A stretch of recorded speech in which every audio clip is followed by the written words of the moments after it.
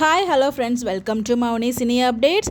So ஃபைனலாக நம்ம திரவியமோட ஒரு சீரியல் வந்து எண்ட் ஆயிருக்கு. வீட்டுக்கு வீடு வாசப்படி சீரியல் வந்து பார்த்திங்கன்னா இன்றைக்கி கிளைமேக்ஸ் எபிசோட் டெலிகாஸ்ட் பண்ணியிருக்காங்க.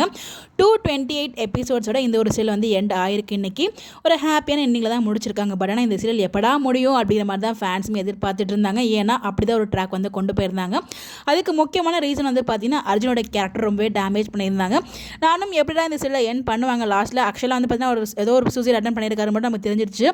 கிளைமேக்ஸ் டெனிக்கு வந்து பார்த்தீங்கன்னா ஹாஸ்பிட்டல் ட்ரெஸ்ல வந்து நம்ம அர்ஜுன் இருந்தாங்க. அப்போயே நமக்கு அப்டேட் வந்து கொடுத்துருந்தோம்.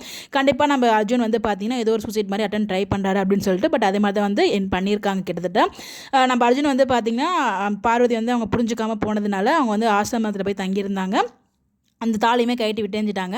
இது எல்லாமே வந்து நம்ம கிட்ட வரமாட்டா அப்படிங்கிற ஒரு எண்ணத்தில் போயிட்டு அவங்க வந்து ஒரு வீடியோவெல்லாம் பதிவு பண்ணி அது வந்து கடலில் போய் குதிச்சிட்டாரு. அதுக்கப்புறம் ரொம்ப சீரியஸான ஒரு கிரிட்டிக்கலான கண்டிஷனில் வந்து ஹாஸ்பிட்டல் அட்மிட் ஆகிருக்காங்க. ஸோ இந்த மாதிரி கண்டிஷனில் இருந்த யாருமே வந்து பொழைச்சதே இல்லை அப்படிங்கிற மாதிரி டாக்டர் வந்து சொல்லி போனதுமே நம்ம பார்வதி உள்ளே போயிட்டு பேசுகிறாங்க. அது மாதிரி நம்ம பாப்பாவுமே போய் பேசுகிறாங்க. மொத்த ஃபேமிலி இருந்துட்டு இருக்கு. அப்போ நம்ம அர்ஜுன் வந்து பார்த்தீங்கன்னா என்னை மன்னிச்சிட்டியா அப்படிங்கிற மாதிரி சொல்லிவிட்டு அவங்க வந்து ஏற்றுக்கிறாங்க.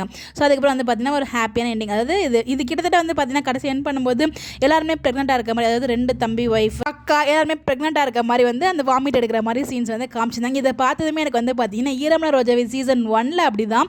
ஸோ புது வீடுகள்லாம் போயிருப்பாங்க. நம்ம திரவியமோட குழந்தை அவங்களுக்கு நம்ம திரவியம் பவிக்கு வந்து பார்த்தீங்கன்னா குழந்தையே பிறந்திருக்கும் அந்த ஒரு சீரியலில் வெற்றி என் மலருக்கு.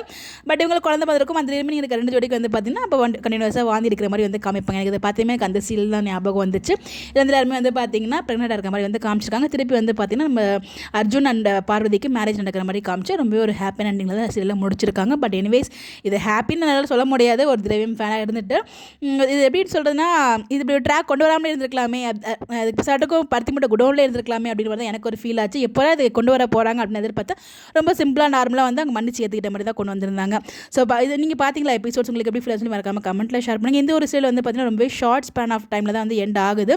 லான்ச் ஆனது பார்த்தீங்கன்னா 22 ஏப்ரல் 2024, அது 1 இயர் கூட கம்ப்ளீட் ஆகல. லான்ச் ஆகி 228 எபிசோட எனக்கு வந்து எண்ட் ஆயிருக்கு. பற்றி நீங்கள் நினைக்கிறீங்கன்னு சொல்லி மறக்காமல் கமெண்ட்டில் ஷேர் பண்ணுங்கள். இந்த மாதிரி எப்படி தெரிஞ்சுக்கா நம்மளோட சேனலை ஃபாலோ பண்ணிக்கோங்க. Bye bye.